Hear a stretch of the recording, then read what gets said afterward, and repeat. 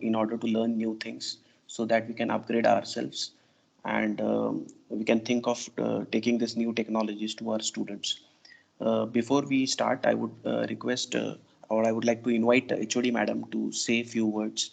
Uh, Madam, please, over to you. You can unmute yourself and you can guide us.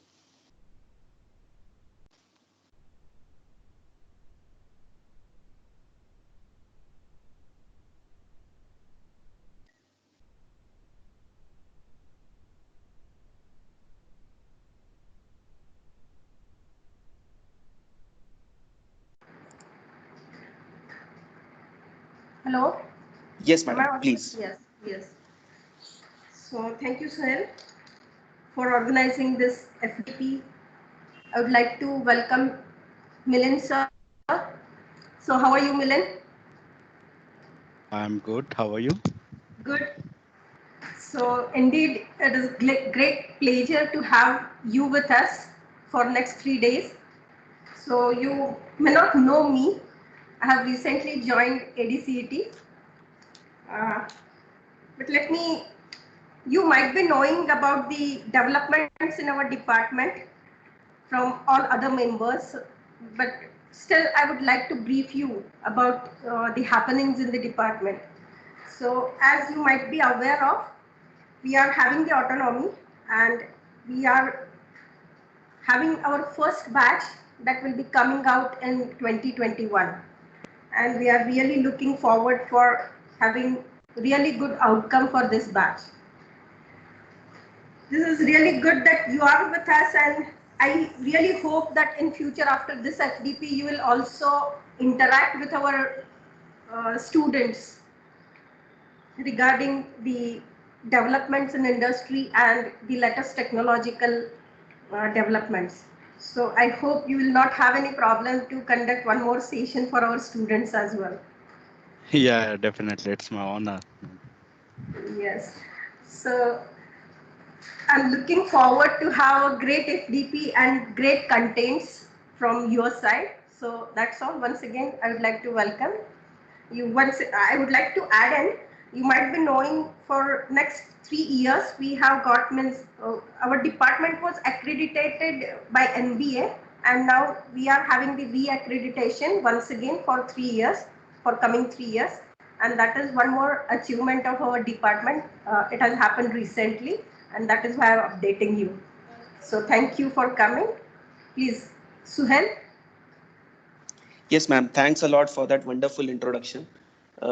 Before we start with the FDP, many of our faculties will surely know Milind because as he's our alumni, but some of the faculties are new, so they might not be familiar with him. So I would like to give a brief introduction about Milind. Milind has done his graduation from ADCET, and he's a 2015 pass out candidate from our college. Very studious student as far as academics is concerned, and he was technical hand in our computer science students association, that is CESA.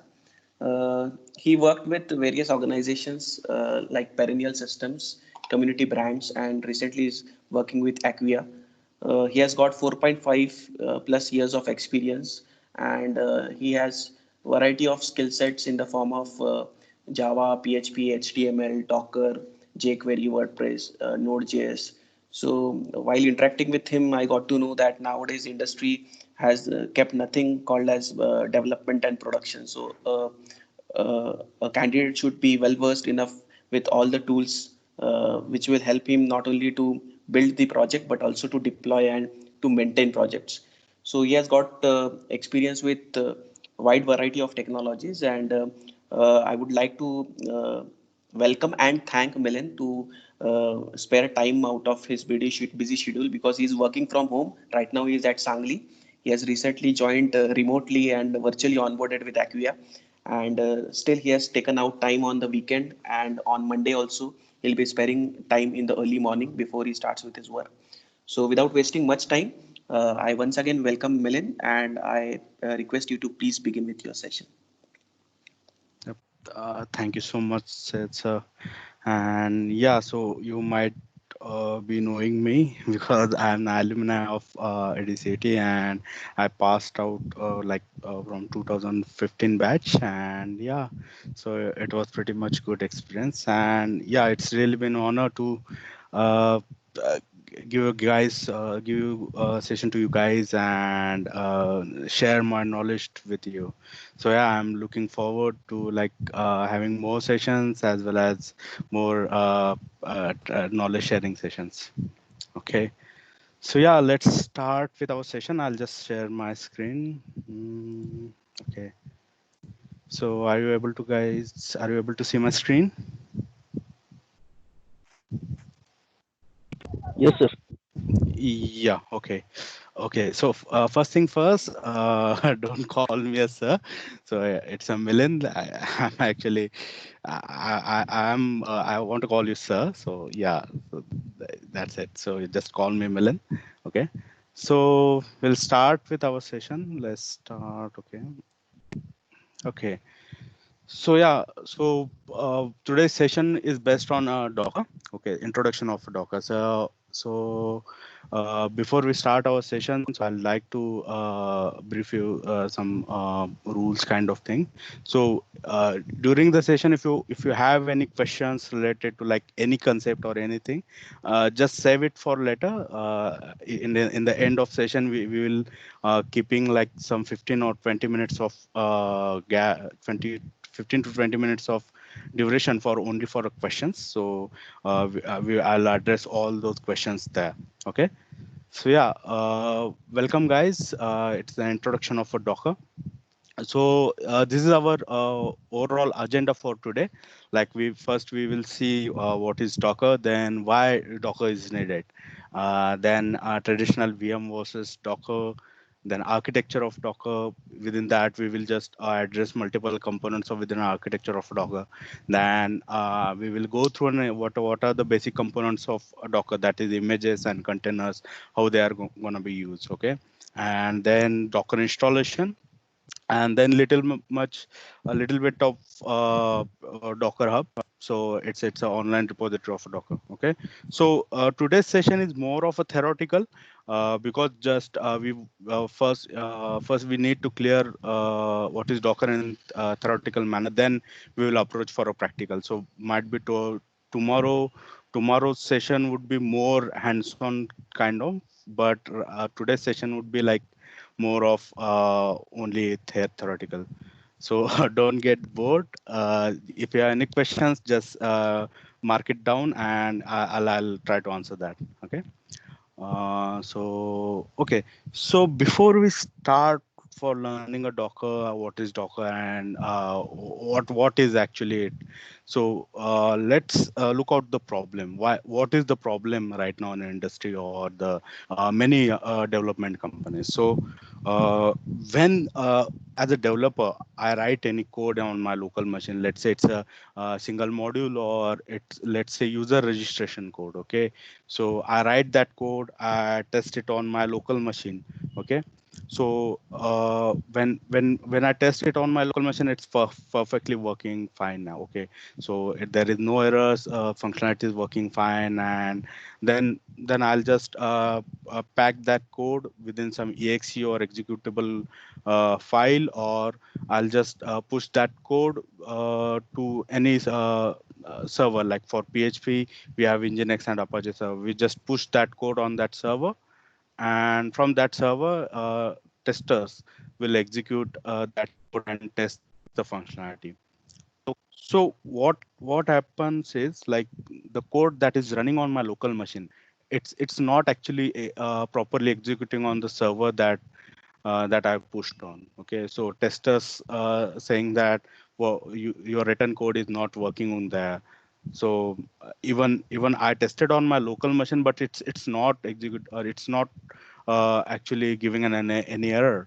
But on production side, it's giving, and it's a very big deal, because I cannot give my local machine to a client to run their projects and kind of stuff.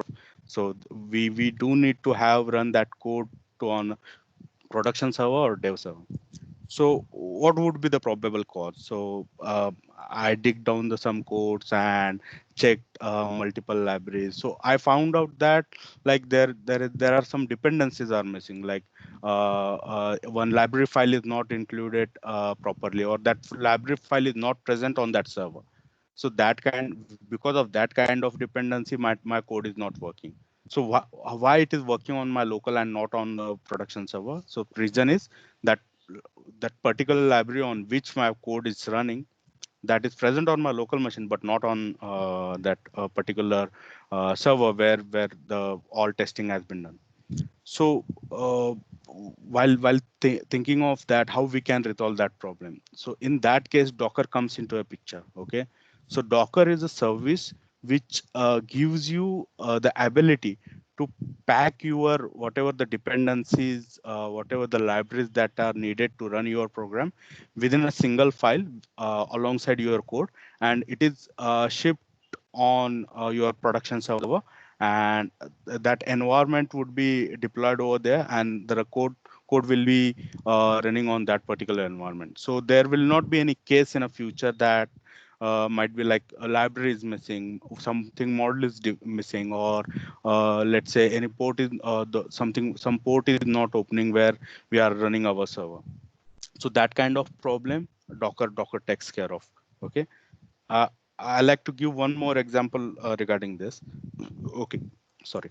Okay, so you might be played games, okay, on your laptop or on your machines.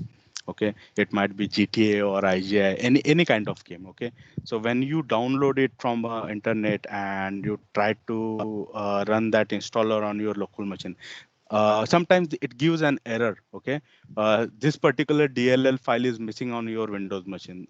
This particular dependency is not there on your machine, and that's why the installer couldn't install that particular library on particular game on your machine. Okay, so that's more frustrating because we waited like one and 2 hours to download that game. It's games are not like small entity. They comes in a huge entity like 2 GB or 3 GB, and once it is downloaded, and now it's saying the DLL is missing and some dependency is missing. So this is really frustrating. So what is the solution for that? If the game companies give all the DLLs and all the required libraries within their game installer itself, then that there will not be a headache like download that DLL from external entity and uh, add it in our OS and then try to install it that game. Okay, so so to tackle this problem, Docker comes in a picture. Okay, so what Docker really is? So Docker is an open source platform, okay, for developing, shipping, and running the applications. Okay, so developing, shipping, running means while doing an development, you define your dependencies within a separate file. Okay, so let's say I'm writing one PHP code. So for PHP code, what is the basic for writing a PHP code or running a PHP code? What is the basic need? We need PHP installed on that machine. Okay, so that's the first thing. Second thing, we need any server like Nginx server or the Apache server to run that PHP script because that's server side code.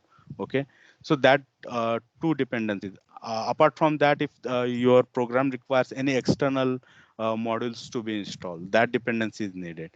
So while developing my code, I'll make sure that dependencies are properly listed on some file, and that file is included within our code, and that whole code plus file is shipped on a server. So when it goes to that server, that particular server reads that file. Okay, this program require PHP. Okay, this PHP installed, and then Apache server installed, and these models are needed to be installed in order to run this program. So using that particular listing, they can prepare environment over there, and they can run my code within that environment. Okay, so this is nothing but the Docker. Okay, Docker allows to, like I said, Docker allows you to package an application with all its dependencies into standardized unit of a software development. Okay, so like I said earlier, it creates one package. Within that package, it has required dependencies for that particular program to run. Okay, so Docker follows simple mantra, that is build, ship, run anywhere. Okay, first you need to build your application as well as their dependencies, then ship it to like any server on which you want to run that particular program, and then run that particular environment in any server. Okay, so that's the basic mantra of Docker. Next, why Docker is needed? Okay, so what is the need of Docker? So we saw the what is the problem. Now to tackle that problem, or what are the what Docker is actually offers, that we saw. Now why Docker is important? Okay, so Docker is a fast. Okay, why it is fast? It is a very lightweight utility. So it requires only the image file from which we actually create containers, you can say. So containers is nothing but an environment for to run your program. So that's the one feature of a Docker. So while deploying your particular project on the server, or the migrating your whole application to another server, so it takes little, but it takes not much more of time. Okay, it within like within 1 minute or 2 minutes, your whole application would be deployed on new server or the new infrastructure. Okay, second thing, it is very secure. It has its own firewall layer, as well as it has own network security has been provided within a Docker networks. Okay, so that's the one feature of Docker. Third, lightweight. Docker images are very lightweight. It only builds required libraries. Okay, so let's say a particular program needs only 4 or 5 libraries. It will not install any other libraries apart from these 4 libraries. So it's a lightweight solution. Docker is open source. You can see the code of a Docker by visiting their GitHub account. Okay, anyone can see that code. So it's a open source. No charges is applicable for downloading or using a Docker in your local machine or in any environment. So there are two parts of this open source thing.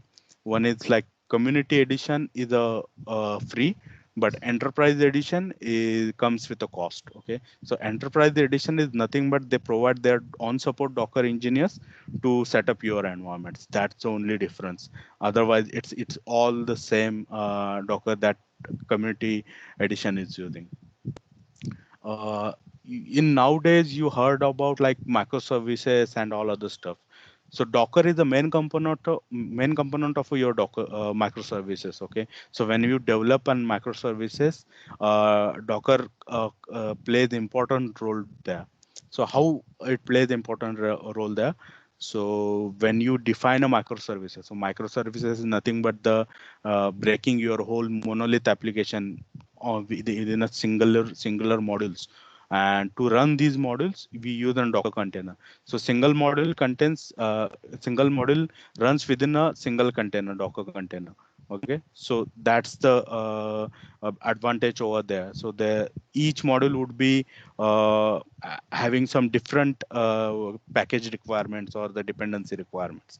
Okay, that is tackled by the Docker within a microservices. So microservices is again a huge subject, but yeah, it's a little bit inside of that. Integrations are very easy. Docker provided their inbuilt APIs. By using that APIs, you can integrate Docker related services in any of your application, or else you can automate that as well using these integrated APIs. Docker has version control capabilities, so you can define your environment versions. Okay, so this particular project or this particular program is for the dev only. This particular environment is only for production kind of. So these version capabilities can be maintained within a Docker itself. So even if one program has some Python 2 dependency and other program has Python 3 as a dependency. So these two separate dependencies can be maintained using Docker as well as their versions as well. Okay, so next is you will ask like then what is the difference between VM and Docker? Okay, so VM is also a virtual machine where we can run our softwares and our programs over there. So it gives me liberty where I can run any OS on my guest OS. Okay, using virtual machine, I can create many much virtual machines on my particular local laptop or the local server. So how Docker is different from them?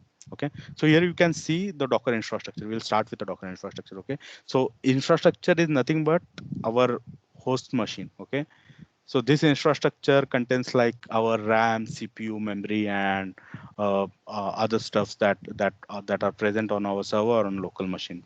Okay. On top of that, we have host operating system. So under host operating system, there are kernels and the other processes that are actually working to communicate your application with infrastructure. So this host operating system helps us to communicate with our infrastructure and all other stuff. Okay, on top of that the Docker daemon comes in. Okay, so what Docker daemon does, Docker daemon talks to our application. Okay, and re- it talks to any application which is running on our Docker and grab the requirements of a hardware. Okay, grab the hardware requirements and it provide that information to our host operating system that this particular application wants this much amount of memory from your infrastructure. Okay, and then infrastructure gives us that much memory to that particular application to run. So on top of a Docker daemon, there are multiple applications or the multiple containers we can run over there. Okay, so it's kind of virtualization over there. Now how it is different from virtual machine? Okay, so on virtual machine underlying infrastructure is same. On top of that there is a hypervisor. Okay, hypervisor acts as a middleware between our virtual machine and infrastructure. So virtual machine has its own OS. Okay, so let's say we have Windows machine. On top of that I created an Linux or Fedora virtual machine, so it has own operating system. Due to it has own operating system, it is a very heavy part. Like virtual machines are a very heavy part for our particular infrastructure. So one more difference is that like if you create a virtual machine, you need to dedicate some amount of memory or some amount of CPU for that particular virtual machine. So let's say I have like total um, uh, 4 GB of RAM, and I have created 3 virtual machine.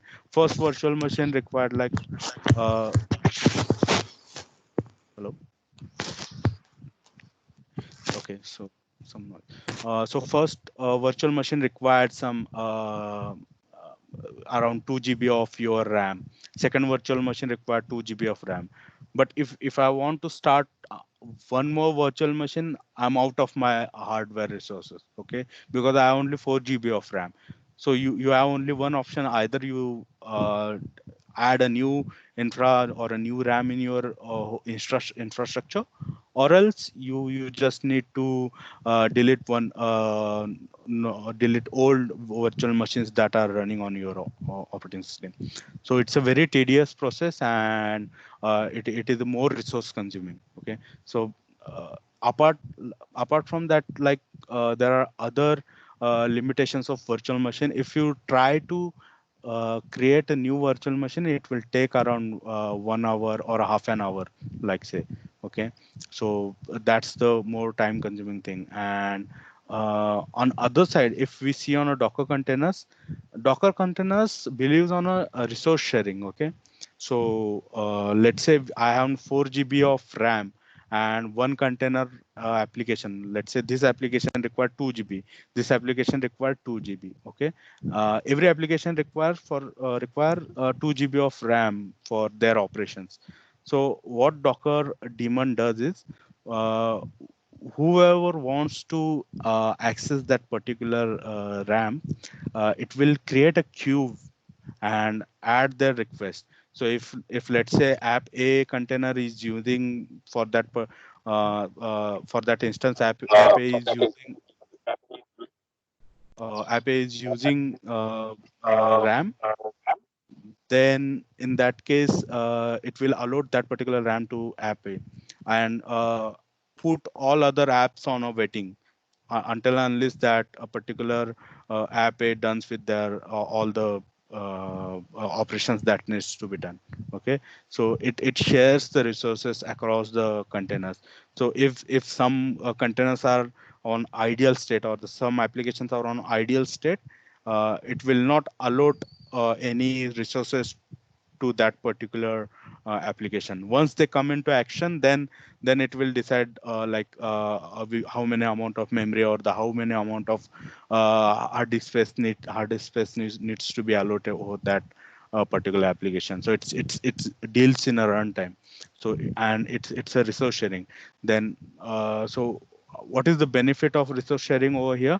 You can actually spin uh, many more containers of the applications on a single Docker machine. In case of virtual machine, it's not possible, because if you run out of any resources, you just need to drop your plan and add more resources on your underlying infrastructure. So that's how the container is a more lightweight solution and the more feasible solution for our whole infrastructure. One more difference is that every virtual machine has its own operating system. Okay, so what does it mean? Okay, so when you run any virtual machine, it has its own kernel, its own libraries, its own whole set of operating system. So there is no point, right? Because the underlying host has already has that kernel and all other stuff.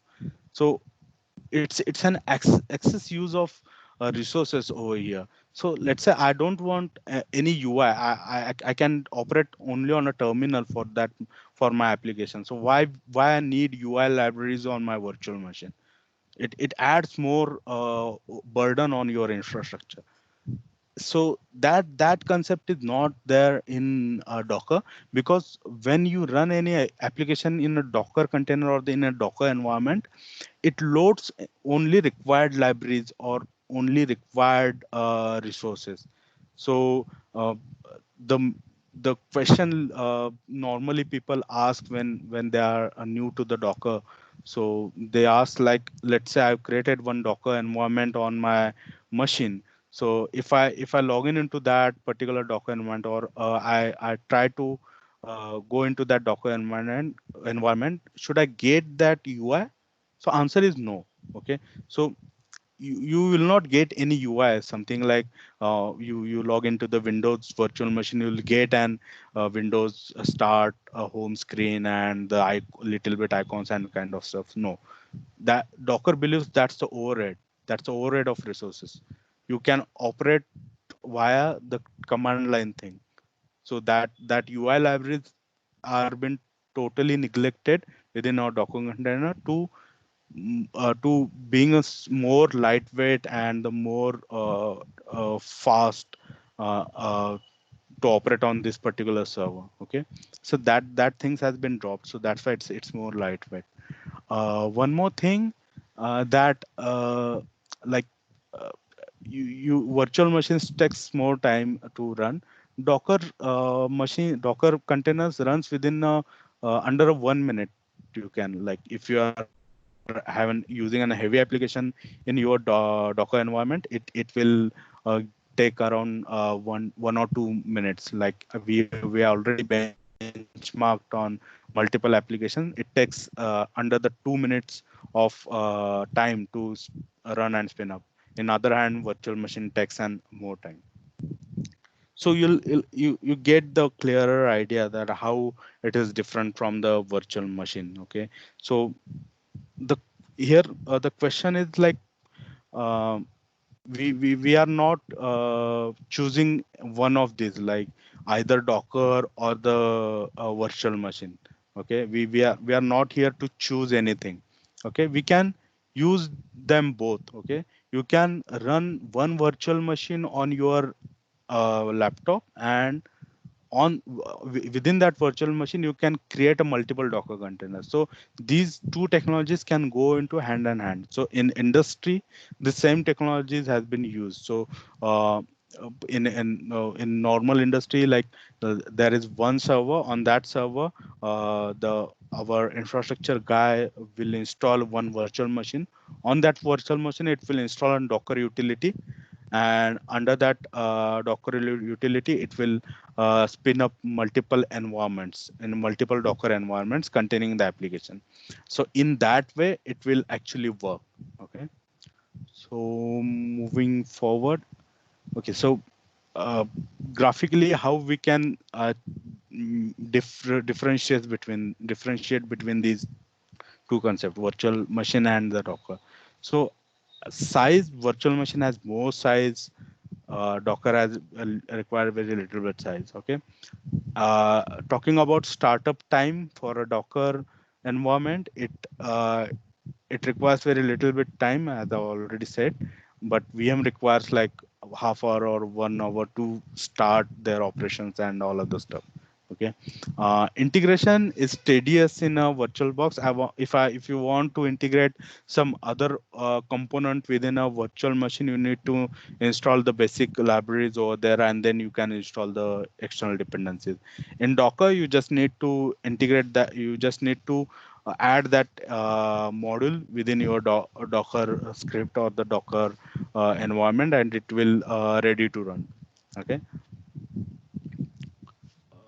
Now, how the Docker works? It's a we will look on an architecture of a Docker. Okay, so in Docker architecture, there is one important thing, that is a Docker engine, on which all the things are going on.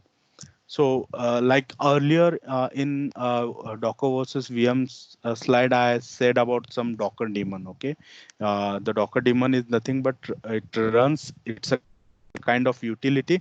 It runs on your OS operating system, and it is a part of a Docker engine, and it contains Docker daemon, and on top of that, it has a REST API. Okay, so that REST API is actually accessible via the Docker client machine. Okay, so in simple words, it actually runs on a client server model. So on server side, it has something Docker daemon and the REST API that is exposed, and on a client side, which we install on our local machine, it it has access to these REST APIs, and using that particular REST APIs, we can create a Docker environment, create a containers, create images, network, and data volumes over there. So this might be a little confusing, but once this container, what is container, and the images, if that is clear, then you'll get an idea of that, how it is interacting with our Docker engine, and how they are using the Docker engine to fulfill their requirements. Okay. This is the overall architecture of a Docker. So here you can see, like I said, here is a Docker client, which has a Docker build, Docker pull, Docker run. These are the APIs or the commands that hits on a Docker daemon. So Docker daemon is nothing but the one service or utility which is running on your OS. Okay, and your Docker client interacts with that Docker daemon. Docker daemon talks to your images and containers. Okay, and by talking to that and fetching the result, it will give back to this client. Okay. Registry is one more interesting part where Docker images are stored. Okay, so images, Docker images are stored within a registry, and if that image is not found on local Docker host, so it will goes into the registry, check for that image, and if that image is present over there, it will pull that image within our host and it will store there. And next time if anyone wants to access that image, then Docker daemon directly access it from Docker host itself. Okay, so that's the overall idea of overall architecture of a Docker.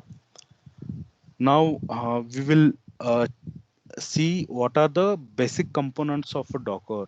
So in previous slide, I'm talking about the images, containers. So what are they? How they are actually useful in our in our Docker containerization. Okay, so images are nothing but the source code of your containers. Okay, so you might be heard of a snapshot.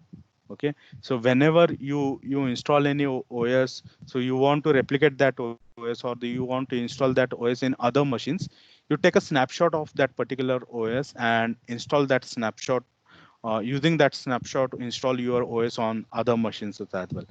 So image is nothing but the snapshot of our Docker container or your application. So it's a simple file where we write down all the dependencies required for our application. Okay, let's say I took an example of a PHP. So in a PHP, to run the PHP code, I require PHP should be installed on my machine. One server should be installed to run that PHP code, and the other modules required to support my code. So these three dependencies I will list down into that particular file and save that file on my machine where my code is saved. Okay, or code is stored. So that file is nothing but the Docker image. Okay, so Docker image contains the required dependencies, and it's packed into one file, and that file can be shared via network in anywhere, and using that file you can create your own environment, own Docker environment.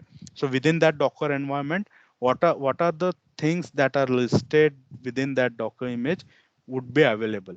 So let's say I have mentioned like I want Python 2.4 installed on my environment.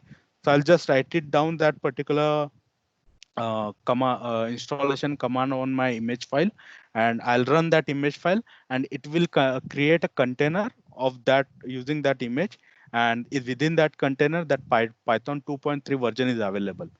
So I can run any code which supports which requires support of Python 2.3 will run within that environment. So it's a simple file. It has its own instructions, and it contains all the dependencies. Okay. So like I said, Docker images are the source code of our containers. We use them to build a container. So using these image files, we build a container. Okay, and it consists of a source code, libraries, dependencies, tools, and other files that are needed. Okay, so this particular file contains required dependencies and the libraries, and let's say I want to copy some file from host machine, like from my local laptop within a Docker container. So in that case, you need to write an instruction within this Docker image itself. Okay, so these files are read-only files. Okay, so you can use these files or the set of instruction in any other machine to create an environment over there. Okay, so this is the Docker image. Next thing is the Docker container. So we see like here for Docker image are the source code of our Docker containers. Okay, we use them to build a container. So okay, we got the idea what are the Docker image, but what is the container? Why why we are using that container. So container is the runnable instance of an image. Okay, so container is nothing but the virtual environment of your application. Okay, so somebody says like I created my container for my application. So what does it mean? He created the container or the virtual environment within his code is running. Okay, so let's say for example C program. So we write a C program for adding a two numbers. So to run that program, what are the dependencies are required? First one is C should be installed. Okay, required libraries should be included within that, within your local machine. So what we do, we install C on our local machine. We install the required libraries, and then we run the C program over there, and it gives us like a proper response. Now this installation of C, installation of libraries, I'll write these steps in an image and create a container using that image. So within that container, it's a virtual environment where my code can run. Okay, so it's a runnable instance of an image, a virtualized runtime environment where user can isolate the application from underlying system. Okay, so it is the isolated unit. It doesn't affect any of your local machine environment or any other stuff. So you can create like let's say you are an operating system, Windows operating system, and your project dependency has Linux should be installed in order to run my project.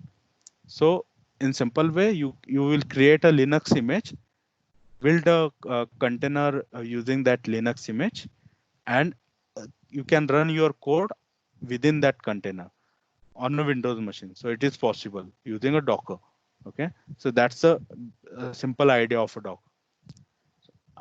Containers are compact, portable units in which you can start an application very quickly and easily. Okay, so they are very compact. They take very less amount of memory to run, and they totally depend on our Docker daemon. And using that Docker daemon, they request the resources and the required files or the kernel required kernel component, and using that they run the code within that container. Okay, so you can take a meaning of literally meaning of the containers that are used in ships. Okay, so if you see within on the ship there are multiple containers containing multiple different goods in there. Okay, so likewise Docker containers are also capable of taking or running different variety of applications within their environment. Okay, you just need to define an image for that. So using a single image, you can run containers depending on that. Okay, so next is Docker images and containers. So how it actually works? So you will create a image file. So it's nothing but a Docker file. Like I said, you just need to write down the required dependencies or the required installation stuff within this Docker file. The name should be Docker file. You will build that particular file using a Docker build or respective commands. Okay, so it will create an image. Okay, so once this is a plain text file, you build that file, it will create a proper Docker image, and if you run this image, it will create a container. So this container has all these dependencies listed over here. So let's say I want Python, I want Java to be installed, I want other things to be installed over here. You write down all those things here, you build an image from that, and if you run that image within this container, within this virtual environment, all these dependencies are available. So you can run the code inside this container. So it's kind of isolation. So you need not to install anything in your local machine. Like for example, if we want to run a Java program on our local machine, we need to install a Java utility. utility first. Then we need to set a path, and then we will write the Java code within ID, and then that Java code would be executed. Using a Docker, that whole thing is not required. You just need to write one Docker file, which consists of like install Java, copy code from my local machine to Docker container. That's it. Build that image and run that image. It will create a container with your application with all pre-installed Java within it. So you can run code within that container, and it is available to your browser or in your command prompt as well. So no local dependency is required for that. Only one thing you need to install, it is the Docker utility or the Docker daemon that I already said. Okay, so that's all about like what is images, what is the container, and all the stuff. So you might say, how I can get these images? Okay, so you can write your own images, but the Docker also provides some of the images on its own. Okay, so there is a utility called Docker Hub. It's an online utility. It is available on their site. It's official. On that utility, you will find n number of images listed down over there. Okay, so I'll show you quickly what is Docker Hub. So if I go into in terminal, need to hit Docker Hub.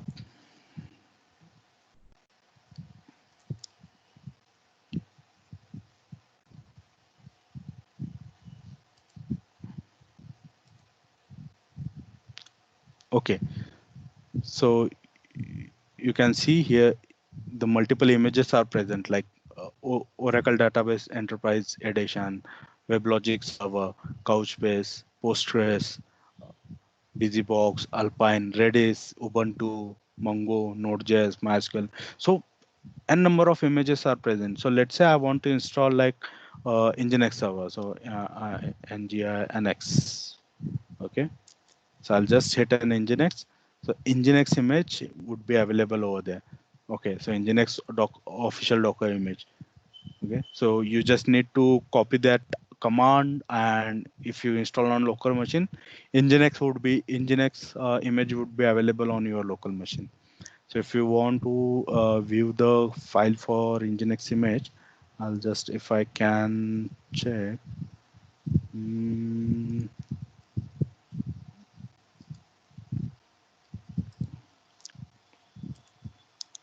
Okay, so let's say this one. Yeah, so here it is. So it has a GitHub repository, and okay, so this is the image that I am talking. So this is the basic image where you will provide like multiple environments, like run this particular command. So expose this particular port, stop signal command. So this is the basic image. So this is little bit complicated image, but this is developed by Nginx official company. So that's why they added more commands and all other stuff. So yeah, you use like this way you can define your own images on your machine. Okay, so let's say Redis. Redis is one more utility. Okay, Redis. Okay, for Redis, the Docker image is also available. Apache. Apache sets HTTPD in CentOS. Okay, so for HTTPD, Apache also image is available over. So you can use this image and you can build your container depending on those image. So this is the online utility that is made available by Docker. So you can use that and use the multiple images to run your container. So there will be some time where you need to create your own custom images. Okay, So in that case, you just need to write down the images on your local machine depending on your requirement. So let's say you want CentOS as your operating system within your container, and uh, under that you just need different bunch of softwares to be installed. So you just need to create that custom images within your application. So the custom images are also available over here. Like you can see the community thing. So again, the Docker is a open source. So there are multiple communities that are actually actively contributing and adding their images within Docker community. So that community images are also available. So if you didn't found your required image or the required specific image set in your in under the Docker Hub, so you will always find it in the open community. So you just need to search more on that. So yeah, you can filter out like depending on the categories which images is you want, like Linux operating system or the Windows operating system, what are the architecture you want, and all other stuff. So you'll get it from here. So it's a very popular utility. You can take a look and you can play around it. Okay. Next thing is, okay, so here we reach an end of like whole our Docker introduction. So the summary is like uh, when earlier the when we work on a projects or develop any models, it's a really painful process to run our application on the server. So the earlier process was something once you develop the particular application, you give that code and all other stuff to operations team. Okay, so the operations team is nothing but the handling the server. So once the operations teams, they get the code, they read the code and they just deploy that code on server. If that particular code is not running on a server, they get back to like a developer and saying that like your code is not working, dude. What you have done? Okay, so a developer said that like on my machine it's working. Why is not there? So operations team said like I don't know what you actually done. So these kind of situation happens earlier. Now the operation teams and development teams work like all alongside and work collaboratively, so that that process can be easy from starting from the development end to the deployment. Okay, so in order to deploy your code, the developer understands what are the requirements, what are the dependencies that are required to run my code. If that dependency is handed over to the operations team, it would be more easier to them to deploy that code on particular server. Okay, so that's the beauty of a Docker. Using uh, that process is more seamless.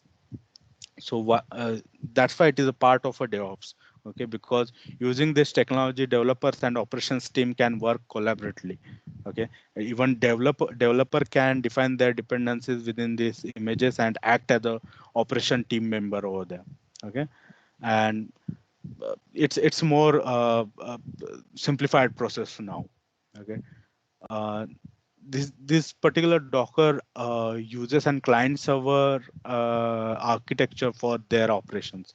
So the clients is the Docker clients that we are locally using, and the server is something that is installed under the daemon. So that's the way they operate. Like they call, like we earlier see an architecture image where the API has been called from the client, and the container the daemon respond to that API with proper resources and all other stuff.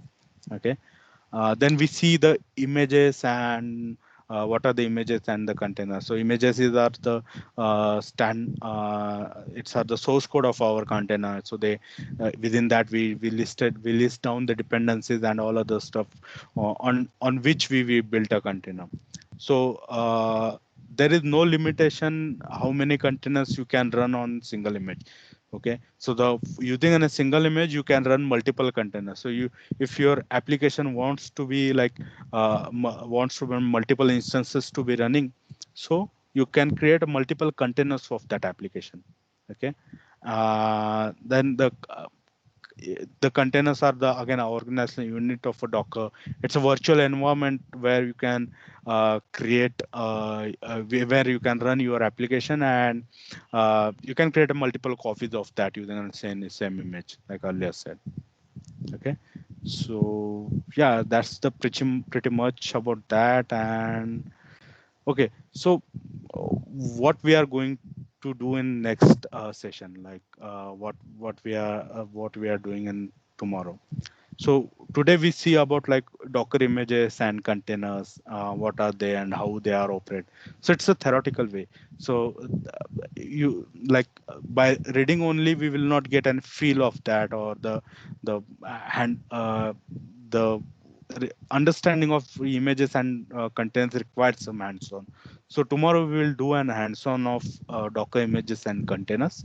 Okay, so how we can create image, how we can run a container, and how we can run a code under the container. Uh, After that, we'll see the basic Docker commands. So what are the basic Docker commands that required? Then there is concept called port and volumes that we will see. Again, we will conduct a hands-on on the same. Last part is the Docker network. Like for our server, we have different networks, IPs assigned for our application or for our machine or the servers. Docker also has its own network and own IP set and own port mapping. So that we will see. Okay, that's for tomorrow.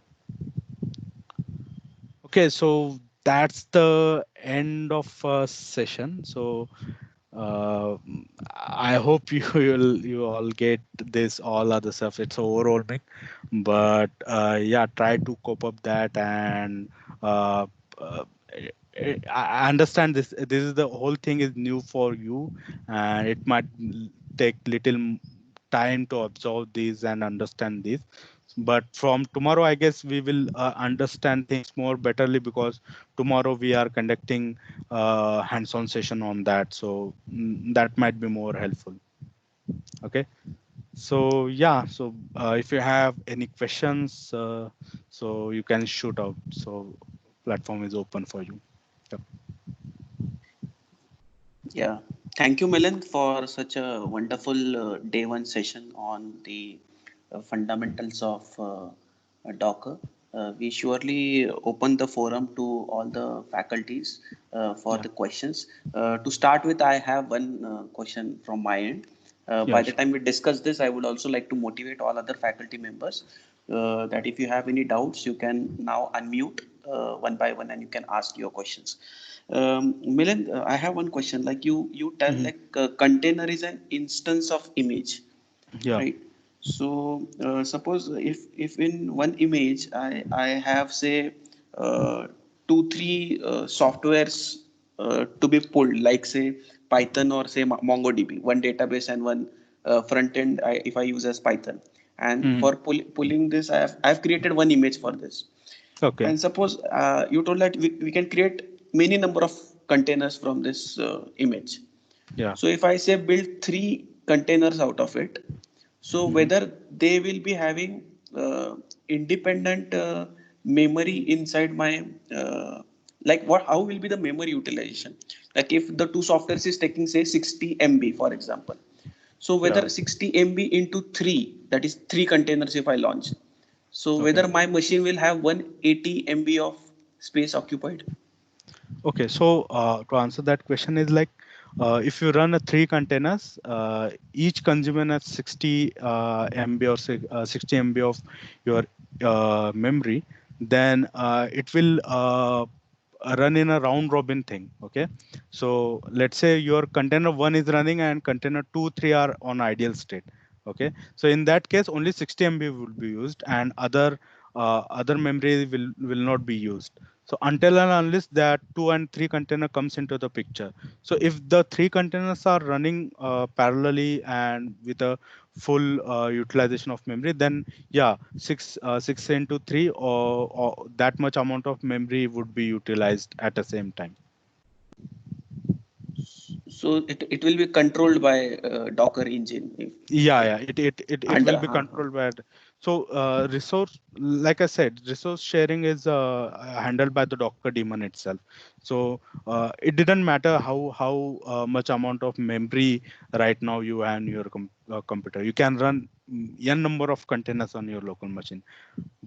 You can run, but the time you are accessing that container or accessing that particular code or running that code, so at a time like n number of containers are accessing the that much amount of memory, then it might be the problematic, because that much amount of memory is not actually available on your underlying infrastructure. Okay, so using a queue system and pulling technique, Docker daemon would restrict that thing. So it will keep some containers on a waiting side, keep some high priority containers running. So in that way they can handle. Uh, you will see on your front.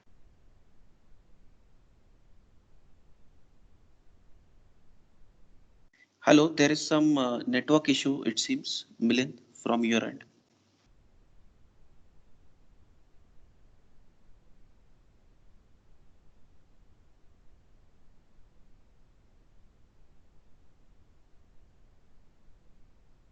Hello, am I audible? Other faculties, am I audible?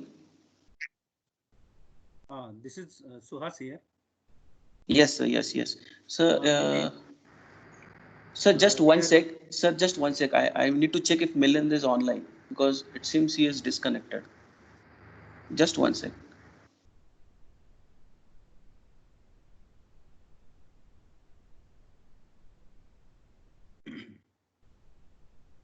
Sorry, I just Yeah, yeah. It's okay. It's okay. just Yeah, sir. Sir, please, Suhas, sir, please go ahead, sir. Milind, we are yeah. really very excited for today's tomorrow's hands-on session. Yeah. So in order this, what would you like to suggest? Uh, your So that voice is we hello. hello. So can you repeat your question? I just your voice is breaking a bit. So Okay, I'll repeat it. We are excited for tomorrow's hands-on sessions. okay. So what would you like to suggest us to download in advance? Okay, so you just need to download that Docker daemon. So I'll just show you. I guess I missed that. Okay, so okay. So are you able to see my screen? Ah, Okay, so if you go into the like new tab, just type on Docker. Okay, so if you go into the Docker documentation, you'll see the get Docker. Okay, so once you click this get Docker, depending on your environment, like if you're using a Windows machine or the Linux machine or the Mac, you can download the utility from here. So if I click on the Docker Windows desktop, download from Docker Hub, it will give you the exe file. Okay, so you need to install that on your local machine. So for Windows, there is one problem. If you are using a Windows 10 Home Edition, or any Windows version is less than 8. Okay, so in these Windows version, you just need to use their legacy tool. Here it is mentioned, Docker Toolbox. In other versions like Windows 10 Professional or the Pro version, you can just directly download it from here. Okay, so the legacy tool anything? can be down. Yeah, go ahead.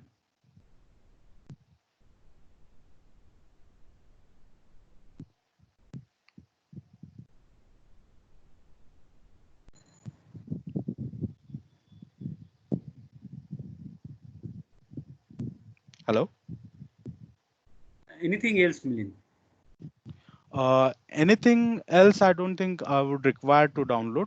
That's the only Docker daemon needs to be installed, not other than that anything required. Okay. Would you like to suggest us to download the images if required in advance? No. We will be creating images from scratch. So I don't think we required any built-in images that needs to be downloaded in beforehand, because that's more little bit confusing. Because if we download it from Docker Hub ready images, then we will not get a flavor how to create an images. So we will be creating it from scratch. We'll use an small images, um, 2 or 3 lines images, so that would be more easy to understand. Okay. Thank you. Yep.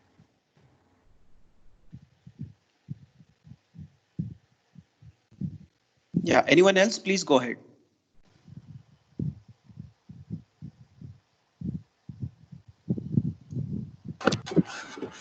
Hello. Yeah, Milind. Yeah. Yeah, Saran Sir is here. Yeah. Thanks for the nice session. Actually, I am using Windows 7. Mhm. So for Windows 7, where I can download a legacy software, from where I can Yeah. download. Yeah, so you can you need to download a legacy toolbox for that. So if you go here, a legacy toolbox, it has like Docker toolbox overview. Okay, so you can install it from here. So they give like 2 option: install for Docker, install Docker toolbox for Windows and Mac OS.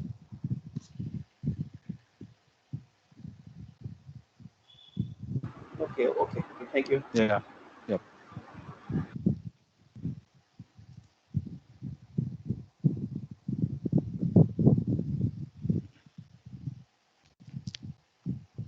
Yeah, others, please. Anyone?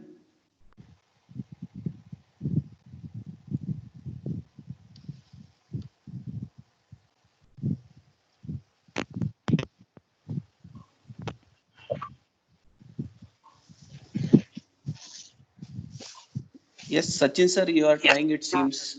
Yeah, your voice is breaking, Sachin sir.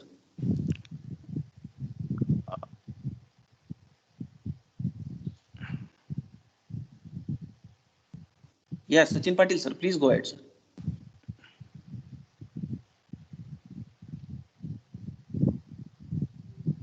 You can mention your questions On within the chat chat also. chat as well. Okay. Yes, there is some issue with sir's mic. It is disabled. It seems some issue. Yeah. Sachin Yep. Patil sir, you can type your question on chat box. In Okay. that case. So meantime, Sudha sir has asked question. So can we use Docker as a project management tool? Okay, so we can use, but not only Docker. There are other components are also required to use that as a project management tool. So it's not it cannot be used solely. So uh, there are other tools like Kubernetes and all other stuff. So that's the advanced tools we can use. But yeah, so as a as an individual or the as a solely Docker cannot be the project management. It's more like a utility for your uh, external application external dependencies. So hope that answers your question. But in case if we build an application, Milind, if it is a say project work for students, maybe Mhm.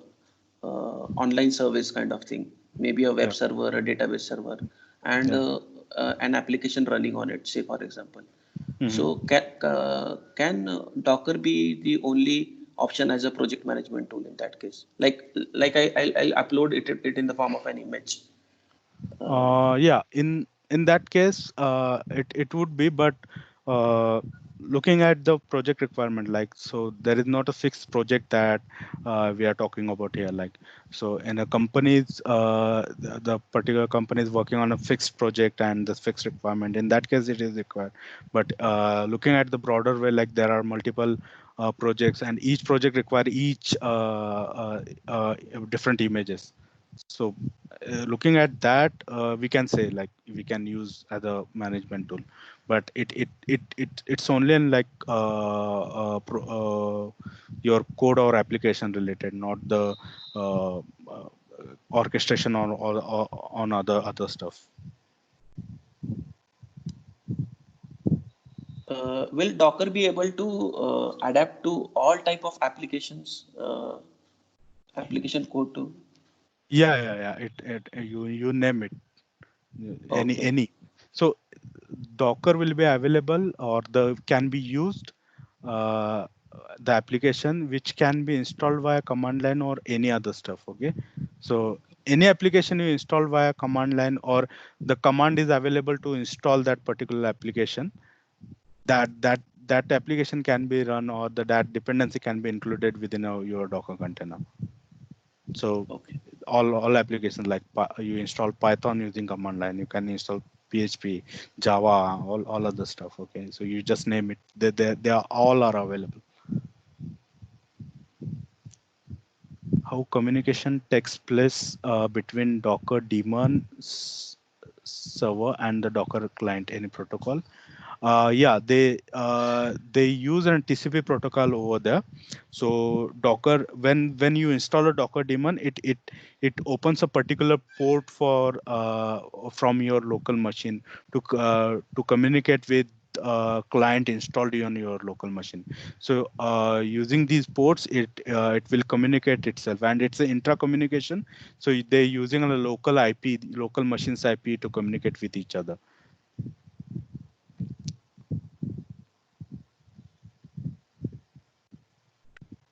Okay. I hope we like the participant has got a good flavor today of Yeah. the basic uh, understanding about Docker and a few major terminologies in the form of Docker daemon, Docker images, and Docker containers. And surely after tomorrow's hands-on session, we'll be able to get the feel of all these concepts. Yeah. So I would request HOD Madam to say a few words before we conclude. Madam, over to you. Yes. So it was a great informative session, Milan. Thank you for that. And we really are excited for tomorrow's session. That would be the hands-on session. And thank you, Yeah. Suhail sir, for organizing this. Thank you very much. Thank you, participants, for joining. And let us enjoy the session tomorrow also. Thank you. Yeah. On this note, I officially call the session for the day. Please stay at home, do take care of yourself and your families, and enjoy learning. Thank you, Milan. See you tomorrow. Yeah. Thanks, guys. See you tomorrow. Bye.